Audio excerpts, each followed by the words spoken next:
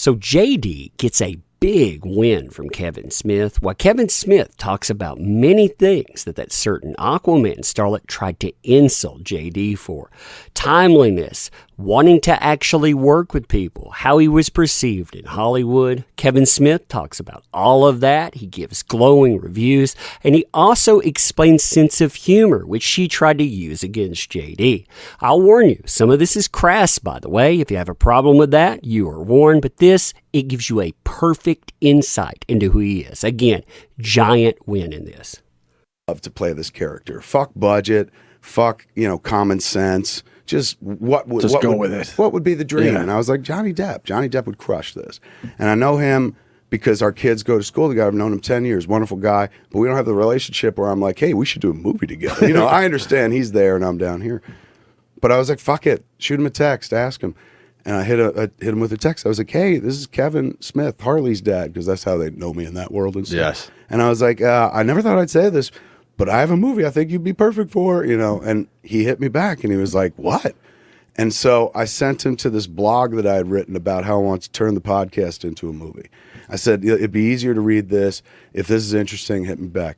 And so I sent him the link, and then he didn't write back for like 15 minutes. I thought he clicked on it. He was like, walrus movie, fuck this. But then I saw the bubbles come up, boop, boop, boop. And I'm like, oh my Lord, he's writing back.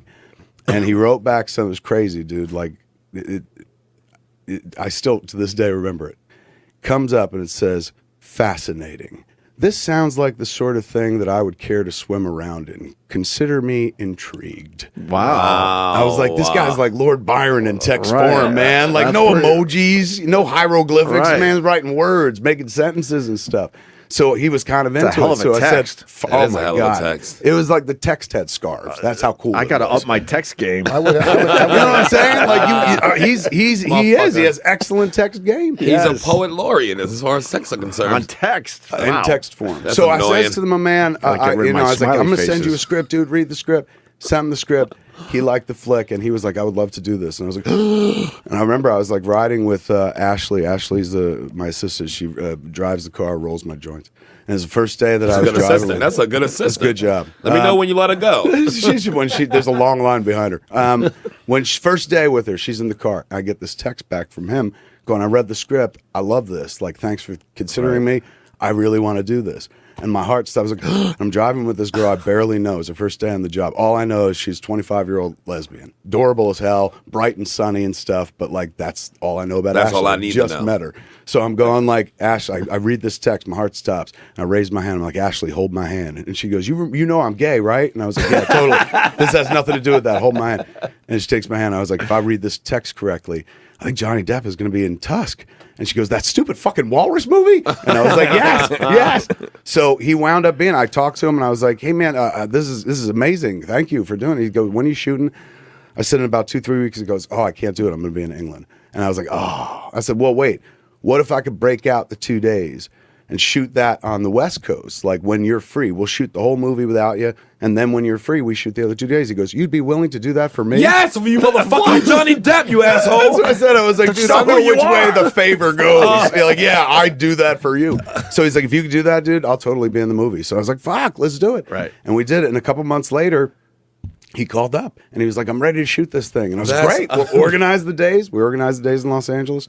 And this is the cool part, man. So I show up day one working with this guy, best actor on the planet. If there's a Mount Rushmore, his fucking face is on it. Mount Rushmore of acting, there's Johnny Depp. Show up on set, PA goes, Mr. Depp wants to see you. And I'm like, Johnny's dad is here? And they're like, no, Johnny. And I was, oh, fuck. So I go over to his trailer, knock on the door. I'm nervous because last time I worked with a massive movie star, whenever I was summoned to the trailer, it was never pleasant. Right. So I go over and I knock on the door and he goes, come in. And I go inside the trailer and he's in the trailer at the makeup chair at the mirror. And he turns around. If you haven't seen the movie Tusk, he has a prosthetic nose. He's got a fake nose. So he has the fake nose on, but it's not painted yet. It's just sitting there. And I'm like, holy crap, dude, you're wearing a fake nose? And he was like, what do you think? I was like, I think you could have literally phoned this in today. We could have shot a phone and you could have called and that would have been good enough. And you're committing to a fake nose? I was like, I'm flattered. He goes, no, what do you think? Doesn't it look like a dick? He was going like this back and forth. And I was like, yeah, it kind of does look like a dick. Look at this. There we go. He goes, would you mind? And I said, what do you mean? He goes, well, me and Joel, that's his makeup artist. He goes, me and Joel were talking about painting a blue vein down the side. And I was like, no. And he goes, wait for it. Right at the tip, we want to put a little cut. And I was like, are you saying you want to wear a dick on your face in my movie? I said, dude, if you ever wanted to wear a dick on your face in a movie, Tusk is the fucking movie to do it and do it. And so if you look at the first scene, I see it now. it's right there. He starts with a monologue down the barrel of the camera, and then when he turns his face, you see this fucking huge cock on his face. That dude comes to play, man. That's funny. He's the best. Like Wow. he's all the fun of make pretend as adults on a movie set. Now, if you're wondering how that's a win, well, first of all, you're getting sampling of JD's humor. Second of all, you're talking about consistency in tales from people that have worked with him. Thirdly, you're not talking about the things that certain Aquaman starlet said, which was that he was terrible to work with. Nobody wanted to have any time with him. You know, he wasn't dedicated to his craft. Here you have Kevin Smith saying, hey, I've got this tiny movie, Tusk. I managed to land Johnny Depp. He wants to have fun with it, and he's dedicated. He's trying on prosthetic noses and so much more. I mean, listen to this. I'm not going to play it all, but this shows you consistency. A fake nose on if you've seen, and he's got a fake nose on if you've seen Tusk. He wears a prosthetic nose, but this isn't painted. It's just on, and you can see the shape and the pores. It looks incredible, but it's not flesh tone at this point. But it's on his face, so he turns around and goes, huh? And I go, oh my God, man, you're putting on fucking fake noses? Like, this is the real deal and shit like that. He goes, what do you think? And he's going like this. I was going, I think it's awesome. I can't believe, like, you're giving me this much. And he goes, no. What do you think? Doesn't it look like a dick? I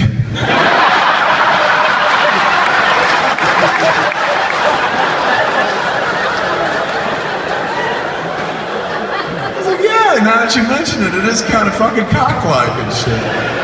He goes, would you mind? And I said, would I mind what? And he goes, well, me and Joel were talking about painting a blue vein down the side. I said, no. He goes, not done. He goes, right here at the tip, a little cut. And I was like, are you asking me if you can wear a dick on your face in my movie? I was like, let me tell you something, my acting friend. If you ever wanted to wear a dick on your face in any movie, Tusk is that fucking movie.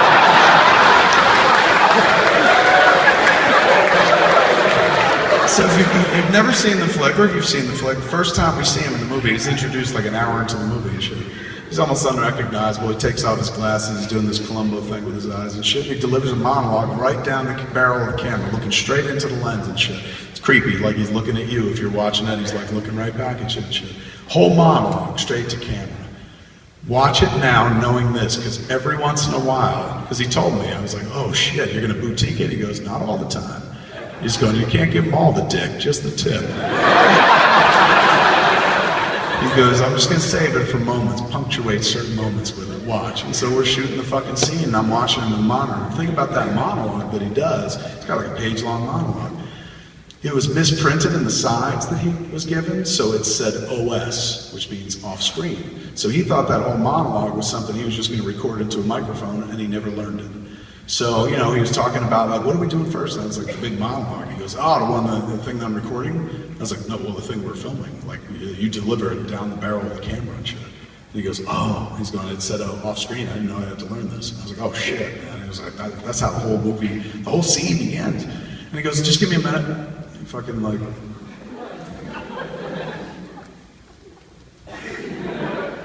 Okay. And what's in the movie is the first take.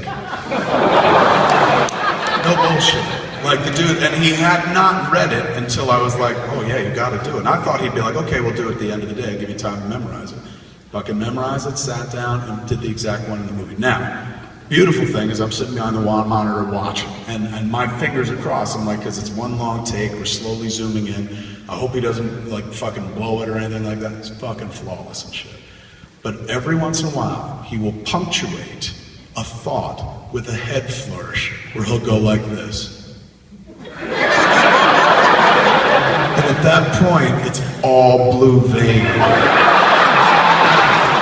He literally shows you his dick in the scene on a number of times. He throws it back and forth, man. So that's who that fucking dude is, man. Like, he was a joy. That was day one.